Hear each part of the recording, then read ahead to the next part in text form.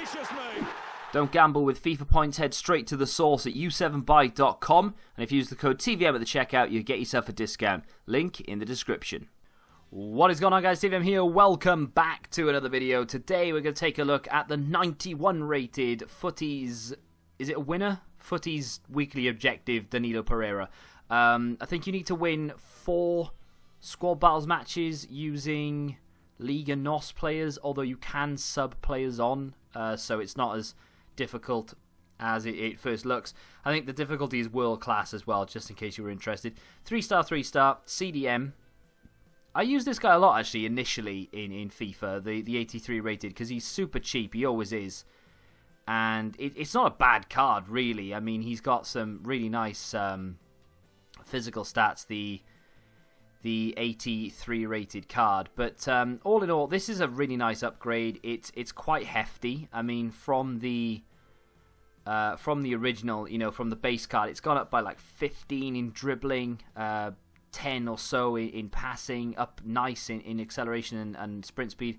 The stamina was good anyway, because they've only upgraded that by 7. So it's gone from 83 to 90, so at least that's usable. If you had 70 stamina in the first place, it probably would have gone up to like 77 and everyone would have been complaining, so that's something. Yeah, the defensive stats and the physical stats have gone up by like sort of 9, 8, 9 here or there, which isn't too bad.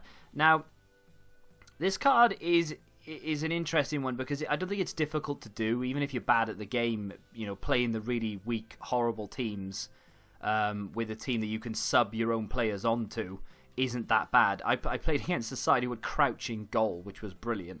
But that was quite fun actually. But you know, I bought Ronaldo, Bale, George Best on, or Vieira or something, and it was just it was a cakewalk. I literally wasn't looking at the screen half the time. It was just score a goal, sit on it essentially, and it's not a difficult thing to do. So in terms of, is the card worth doing? In my opinion, yes, it is. Not because it's a usable card, but just because it's a 91 rated card that requires very minimal effort. Playing 4 games is going to take you an hour or so. It's not that difficult to do.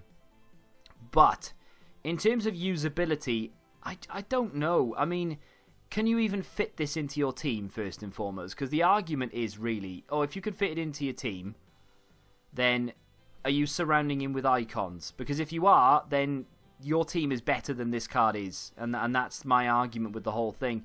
It's a nice card, it's different, I like it. It's a player that hasn't got a special item this year. It's a player that's been completely picked up at random, and that's cool. But unless you're a Porto fan, or you're Portuguese, I don't really see this card being better than what you have already. Because if you can fit him into your team, and you're not making compromises, you obviously have icons, maybe you have Ronaldo, then in which case, I don't know, I don't see it. I mean, very good composure, 99, of course, I mean, that's perfect. 91 reactions, great ball control and dribbling stats, very, very nice. Defensive stats are decent. His slide tackle and his heading are a little low. His jumping isn't great either, but everything else about that is brilliant. His physicals are off the chart. You know, his strength, his stamina, his aggression, the interceptions are brilliant. And of course, we're not even talked about chem style yet, and the chem style is a talking point in itself, because you could give him a backbone, which ultimately is the one that gives him the biggest boost. He turns into a 96 rated CDM. Arguably, that's where you want to play him. But the problem with that is you're not really improving the pace and the acceleration.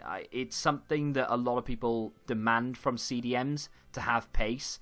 This guy has 72 acceleration, 78 sprint speed. It needs extra. So, okay, what are we saying then? Are we going to give him I don't know, an anchor, for instance? That's going to boost it by 5. So he's got 83 sprint speed, 77 acceleration. I mean, yeah, that's good. And you boost the defensive stats, which is nice. The heading now goes to 96, which is good. The jumping goes to 83, that's much better. But you're not improving the passing and the vision, which again, a lot of people may demand. So swings and roundabouts as to which one you want to use. Personally, I'm not that bothered about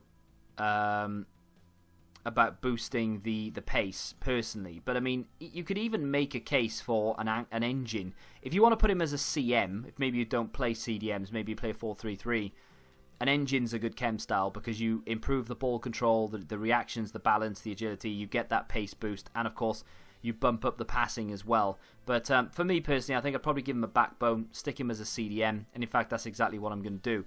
Now in terms of this player's ability, I've played a few games, and as you would have seen already, and he's interesting because he's got, I don't know, it's mobility. I think it comes down to. It's not the pace, it's not how quick he is, it's how he feels. I think that's what I'm trying to get at.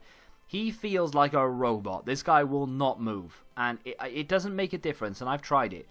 If you give him a shadow, which is, bear with me, shadow chem style, right? You have the physical. You don't need to improve that really. You have it there. Jumping would be nice to improve, but he's 6'2" anyway. Wins his fair share of headers.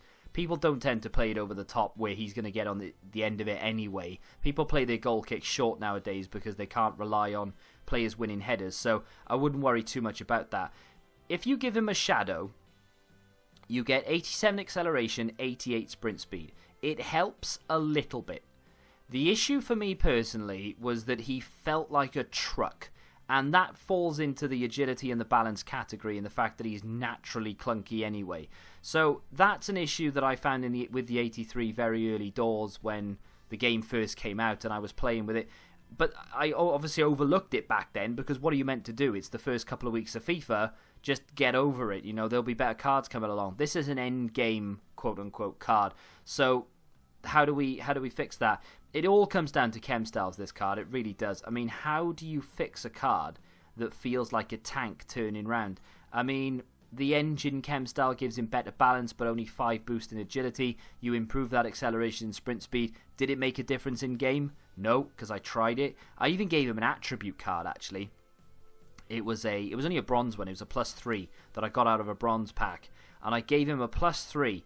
And obviously, with the chem style on top of it as well, went up even more to like 77 agility, up to 85 balance, and his acceleration sprint speed went up to 86 and 80, and it still didn't really make a difference. So unfortunately, I think Shadow is probably the way to go to make him feel a little bit quicker, but in terms of turning around with the ball, reacting to things, he's just not there. His agility and his balance, combined with the fact that he's 6'2", he just feels like a block of wood half the time, and it's such a shame.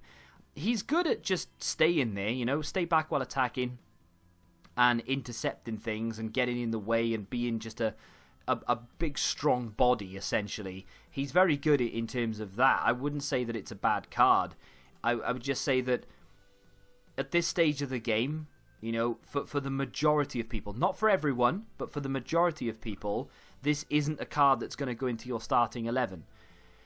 But, you know, there are a lot of people out there. If you're going to stick with me and you've been with me this long, I appreciate you still being here, because a lot of people would have disliked this video and buggered off already because I've basically bad-mouthed him. This is where the loyalty pays off, I guess. For those of you who don't have an awful lot, maybe you've wasted it all on upgrades, or you've sold it all to buy players to go into upgrades, or maybe you bought one specific player and you don't have an awful lot left. If you don't have a card that's this good in this position, he's still usable. Don't get it twisted. He just is frustrating after you've used players like Prime Vieira and such, who are very responsive, who are very meta. They're end game cards. This isn't what I would class as an end game card. It's very good, but it's not going to beat out your Vieira and such. But then again, I don't think it's meant to. You know, EA wouldn't give you something for free if it was that good, because it's EA. I mean, negatives-wise, weak foot and agility really are the only two that I'm going to pick out and be like, yeah, those are super negatives. Because the ball control is just something, I might as well mention it, but I think it's because of his height and his agility and his mobility in general, because he's not the quickest of players to be able to turn around and such. His ball control can suffer, so just bear that in mind. But I mean, as far as the fact that this is a free card and it's not a difficult objective, okay, it's not as easy as going into a couple of online singles and getting the wins there or anything, but it's not that difficult. It'll take you time, sure, but it's not terrible. So I think as far as a free card is concerned, he's brilliant. Realistically, there aren't that many negatives. He's a very, very good card for fun users to try out, you know, not competitive players, just players who try to play the game and have a bit of fun. Let me know what you think of him in the comment section down below. If you have enjoyed it though, smack that like button, subscribe to the channel for you, and until the next time, goodbye.